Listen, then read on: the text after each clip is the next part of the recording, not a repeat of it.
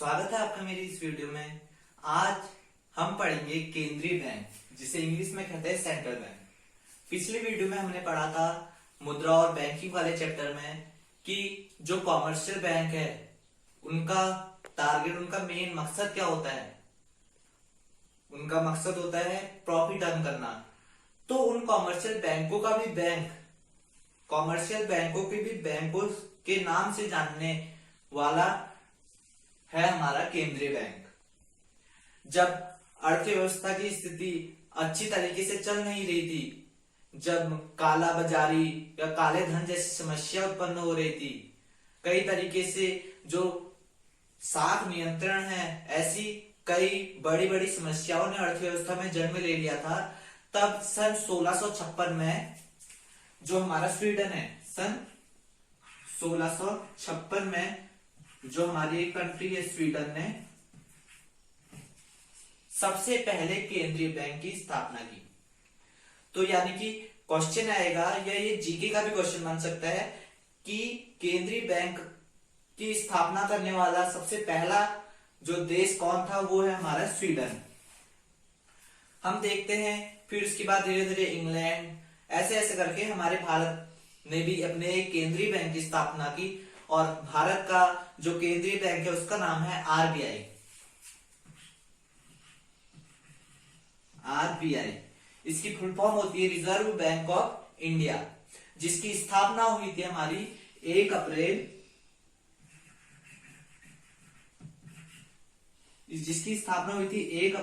सन 1935 में।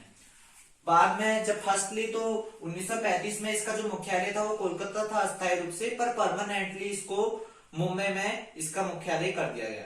कब? 1937 में इसका मुख्यालय कहां चेंज कर दिया गया? मुंबई में। तो जो आरबीआई है, इसी के कार्य हमें आज हमारी इस वीडियो में पढ़ने हैं। केंद्रीय बैंक के कार्य अब हमें इस वीडियो में पढ़ना है। केंद्रीय बैंक के कार्य, प्रथम जो कार्य है हमारा सेंट्रल बैंक का होता है नोट निर्गमन का अधिकार। नोट निर्गमन शब्द जो है थोड़ा कंफ्यूजन में डाल देगा, परंतु इसका सिंपल सा जो मतलब होता है इशू कराने का। जो नोट को पब्लिश करता है आरबीआई, छापता है और उसको अर्थव्यवस्था में भेजते रहता है, सप्लाई करता है, वही है निर्गमन का अर्थ, इशू करता है तो जो नोट छापने का अधिकार है वो केवल किसके पास है? वो है हमारा भारत में आरबीआई।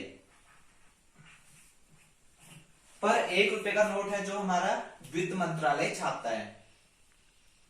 तो नोट निर्गमन के अधिकार में जो आरबीआई को है एक रूल फॉलो करना पड़ता है, जिसे कहते हैं न्यूनतम रिजर्व प्रणाली, यानी न्यूनतम आरक्षित अनुपात की अकॉर्डिंगली से चलना पड़ता है। यानी कि जो हमारा मिनिमम रिजर्व रेशियो, इसको इंग्लिश में कहते हैं मिनिमम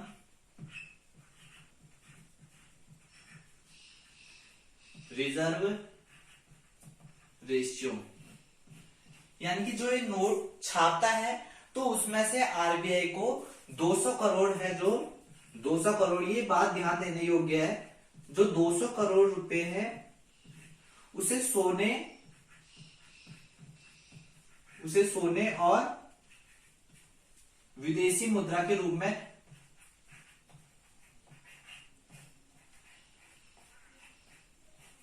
में रिजर्व रखने पड़ते हैं, संरक्षित रखने पड़ते हैं। 200 करोड़ जो सोने व विदेशी मुद्रा के रूप में, ये बात ध्यान देने योग्य है। और 200 करोड़ में से 115 करोड़ है वो सोने के रूप में, 115 करोड़ वह सोने के रूप में, और बाकी जितना बचा यानी 85 करोड़ बचा वह विदेशी मुद्रा के रूप में अपने पास आरक्षित रूप से रखता है। तो ये आरबीआई को ये रूल फॉलो करना पड़ता है। और इसके लाभ ये हैं कि जनता का विश्वास बने रहता है कि एक ही चल रहा है, एक ही उसे चला रहा है, जो नोट छापने का अधिकार है, तो उन पर विश्वास बने रहता है, ना किसी के पक्ष में वो बोलता है। और दूसरा ये फायदा रहता है कि जो आरबीआई है कि हमें एक दिक्कत आती है अर्थव्यवस्था में कि कंट्रोल कैसे किया जाए, सप्लाई को, कब बढ़ानी है सप्लाई, कब घटानी है सप्लाई मनी की जो मुद्रा छाप रहे हैं, तो वो अगर एक ही पर अधिकार रह गया तो वह उसे अच्छे ढंग से निभा सकता है। तो दूसरा लाभ ये रहता है। तो ये लाभ नोट निर्गमन के अधिकार जो आरबीआई के पास रहता है, इसकी एक महत्वपूर्ण भूमिका है। दूसरा जो कार्य होता है वो है बैंकों का बैंक। बैंकों का बैंक, जो मैंने पहले भी कहा कि जो कॉमर्शियल बैंक है, state bank of India, Punjab national bank, bank of Baroda, तो वो उन सभी के खाते आरबीआई के पास होते हैं, इसीलिए इसे बैंकों का बैंक की भी संज्ञा दी गई है। जो हमारा आरबीआई है,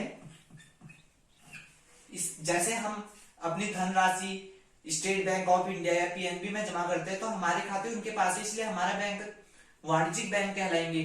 और वाणिज्यिक बैंकों के भी खाते आरबीआई के पास होते हैं, इसीलिए आरबीआई को बैंकों के भी बैंक की संज्ञा दी गई है। और दूसरा कारण यह है कि इसे इसलिए बैंकों का बैंक कहा जाता है क्योंकि जो कॉमर्शियल बैंक है तो उन्हें जब अपनी ब्रांच इधर उधर और अर्थव्यवस्था में खोलनी होती है या कोई और बैंक अर्थव्यवस्था में आना चाहता है तो उसे परमिशन लेनी पड़ती है आरबीआई से। इसीलिए जो सबसे बड़ा बैंक कहा जाता है उसे वो आरबीआई है, इसलिए बैंकों का बैंक की संज्ञा आरबीआई को दी गई है क्योंकि कॉमर्शियल बैंक इसी के अकॉर्डिंगली कई सिचुएशंस में चलते हैं। और तीसरा कार्य यह है अंतिम ऋणदाता, यानी कि जो ऋण जो लोन दे रहा है, जब कई बैंकों की कंडीशन खराब हो जाती है, जो आजकल हम देख सकते हैं यस बैंक का सिस्टम, तो जो अंतिम ऋणदाता के रूप में जो कार्य करता है वो है आरबीआई, यानी कि उनकी कंडीशन खराब हो जाती है तो जिससे वो जिन लोगों ने उनकी बैंक में धनराशियां जमा कर रखी है तो उन्हें वापस लौटानी होती है। और तो ऐसे कई कार्य छूट जाते हैं और लोगों का भी विश्वास बैंक से उड़ जाता है। तब अंतिम ऋणदाता के रूप में वाणिज्यिक बैंकों के लिए जो हेल्पफुल रहता है वो है आरबीआई, इनकी सहायता करता है और इन्हें लोन प्रदान करता है। तो दूसरा बैंकों का बैंक ये इसका कार्य था और तीसरा अंतिम ऋणदाता के रूप में कार्य करना ये था। सरकार का बैंक एजेंट और सलाहकार, ये हमने आरबीआई को इसलिए कहा क्योंकि जो सरकार के जो मेन सारे खाते होते हैं वो सभी आरबीआई के अंडर में होते हैं। और दूसरा, जो सरकार कर लगाती है, हम पर लोगों पर कर लगाती है और उस कर से जो अर्निंग होती है सरकार की उसे व्यय करती है, एक्सपेंडिचर करती है, यानी कि कई विकास कार्यक्रमों में कुछ भी पूंजी निर्माण वगैरह जो अर्थव्यवस्था से हमारे रिलेटेड है, विकास से रिलेटेड है, तो उस पर खर्च करती है। तो इतनी हमारी बड़ी अर्थव्यवस्था है तो उसको कैसे, उसका जो ब्यौरा है वो कैसे रखा जाए, तो उसमें जो सबसे महत्वपूर्ण भूमिका निभाती है वह है आरबीआई। तो इसलिए यह सरकार का बैंक एजेंट और सलाहकार है। और इसलिए हमने इस एजेंट और सलाहकार इसलिए क्योंकि कई वित्तीय जो परामर्श है वो आरबीआई से ही सरकार मापती है कि किसके अकॉर्डिंगली हमें जो विदेशी विनिमय दर है वो रखनी चाहिए, इससे हमारी अर्थव्यवस्था को फायदा होगा या नुकसान होगा, ये सभी सरकार आरबीआई के अंडर करती है या उससे परामर्श लेती है। अंडर तो नहीं कहेंगे।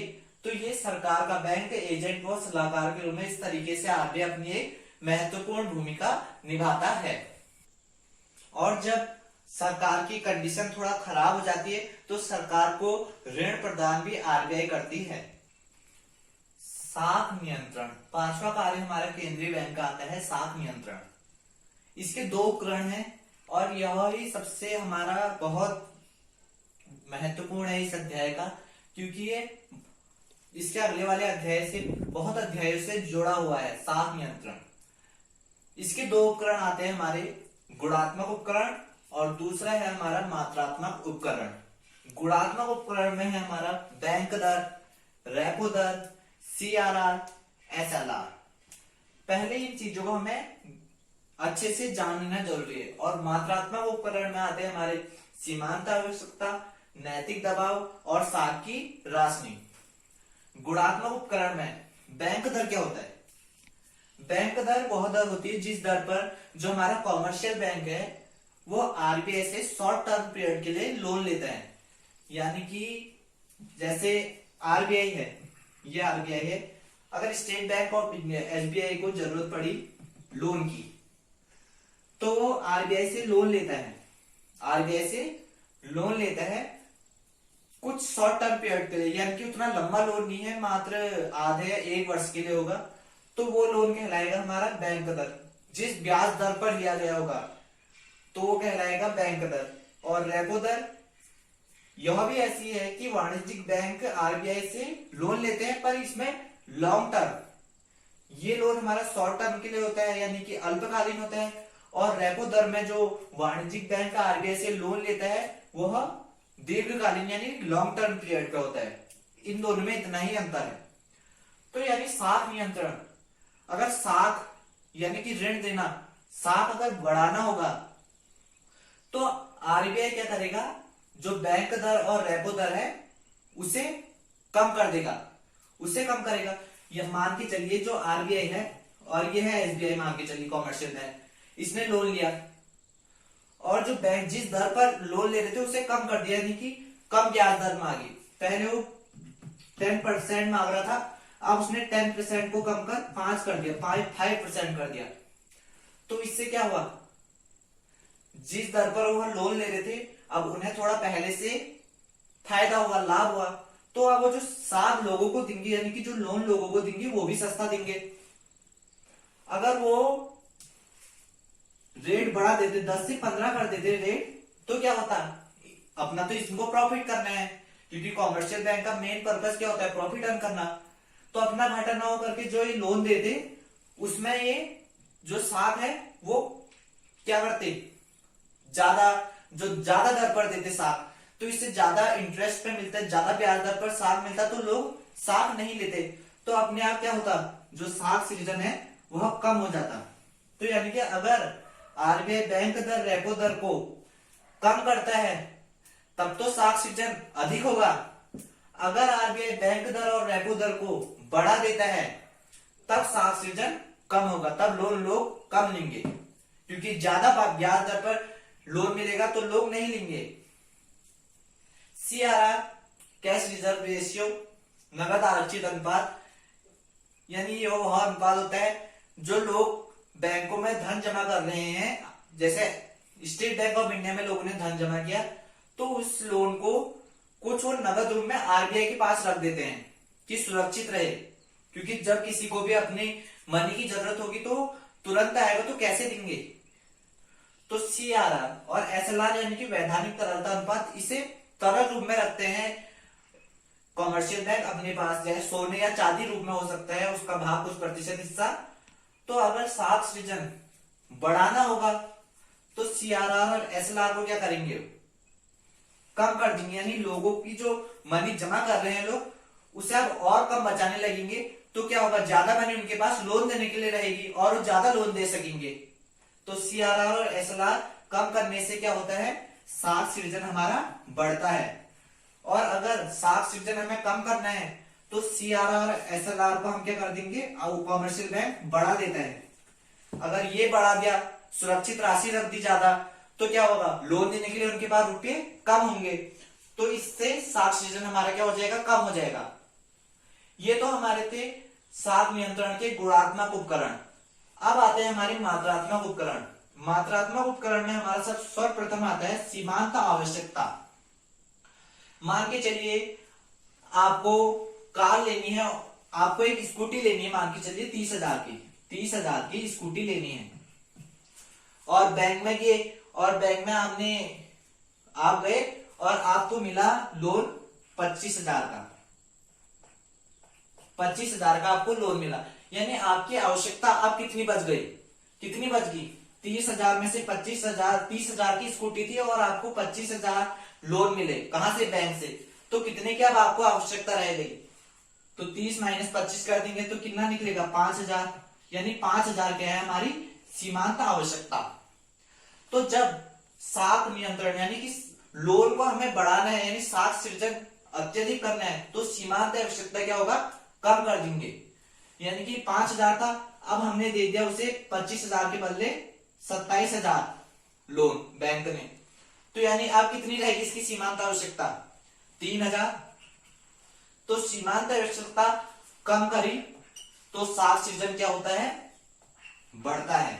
अगर साख सृजन हमें बढ़ाना है, यानी लोन नहीं, साख सृजन अब हमें कम करना है, यानी कि अब कम करना है, तो सीमांत आवश्यकता को बढ़ा देंगे।